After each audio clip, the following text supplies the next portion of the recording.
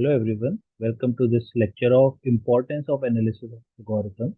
So in this video lecture, I am going to discuss why are we so adamant in analyzing an algorithm. One thing is for sure, you might have guessed it, that to get the best output, to get the best program. Yes, but best program in what ways? In what practically how we are deciding that this is the best program, this is not the best program. Okay, so let me quickly take you to it. We have done a case study. We are writing different code for sum of natural numbers. The program we want to build is we want to just add these numbers 1 plus 2 plus 3 plus 4, sum of all the natural numbers we want to do, and up till n terms. Okay, so whatever input the user is going to give, we are just going to add up to that natural number.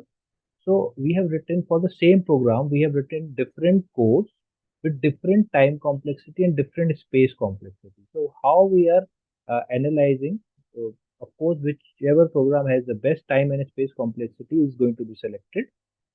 But how are we finding the time and space? Let's again delve into it.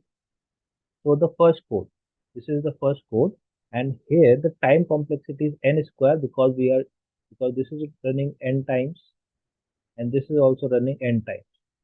Okay, so the time complexity amounts to be n square, but the space is of order 1.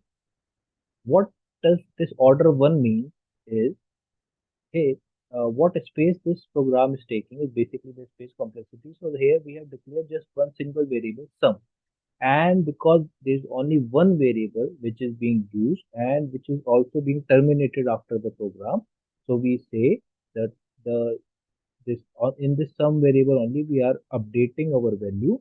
So the space complexity is of order 1, or unit space we are taking.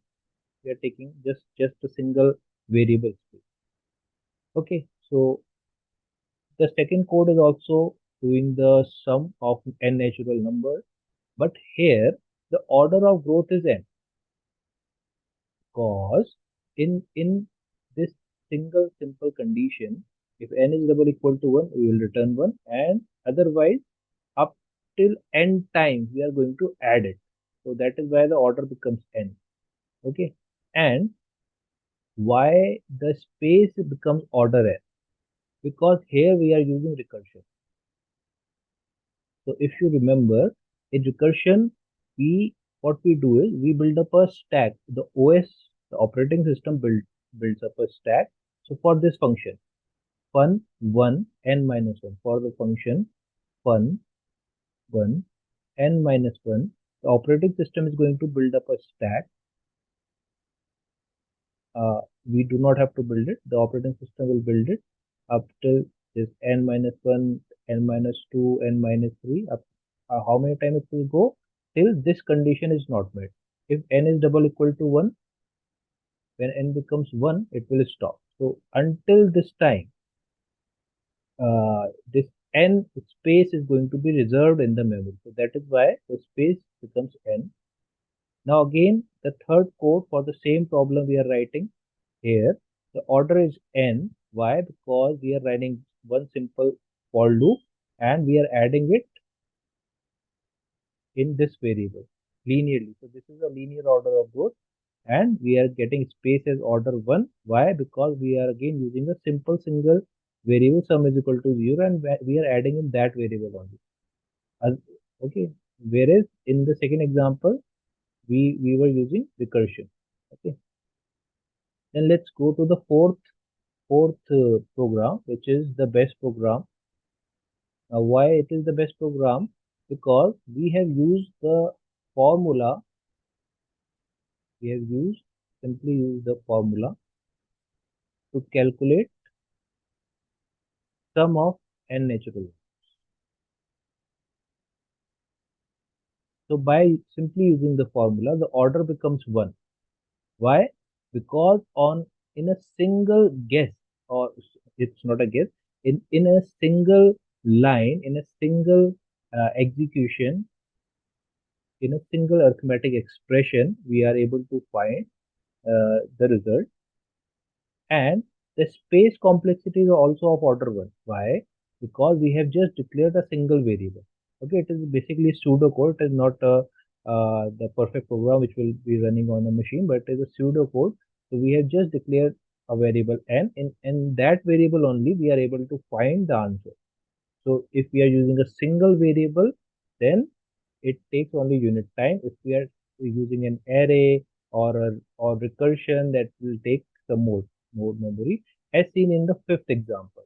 Okay, now in the fifth example, we are using an array. Okay, so whenever we declare an array, whenever an array is declared, the computer stores memory separately to accommodate this array. So that is why the order of the space complexity becomes n, and the time complexity is also n, because we are running a for loop linearly. In linear time, we are running this for loop n times. It will run, and this will give us the time complexity of order n.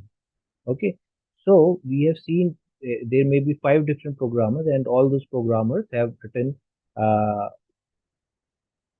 different code for the same problem, and all those codes have different time complexity and space complexity, but we have selected order 1 time and order 1 space of adding n natural numbers. Okay, and so which method is better? We have already discussed which method is better, whichever has the lowest time complexity and space complexity. And as we have seen, there are some different order of growth. So let me discuss that also. What are the different order of growth? So say there can be different order of growth. For example, if I write something like this, 2 to the power 2 to the power 2 to the power n. Now this considered to be a very high order of growth. What is below this? Okay, what can be below this? Uh, there's something called as n factorial. It can be below this. Then what can be below this order of growth? Uh, it can be let's say 4 to the power n. What can be below this? 2 to the power n. And then this is, I'm writing this in decreasing order of growth. Let's say we can have n square, then we have simply n, then we can have 2 to the power log n. Okay, then we can have mm, uh, log n square, then we can have root log n, then we can have log n, then we can have 1. So in this is basically decreasing order of growth. These represented in terms of functions. Okay, 2 to the power 2 to the power n, and like this. This is how the order of growth is decreased. So this will be helpful in analyzing, determining, using. We will use these terms when we find the time complexity of our program or algorithm. Okay, so thank you for watching this video. We will meet in the next video lecture. Thank you very much.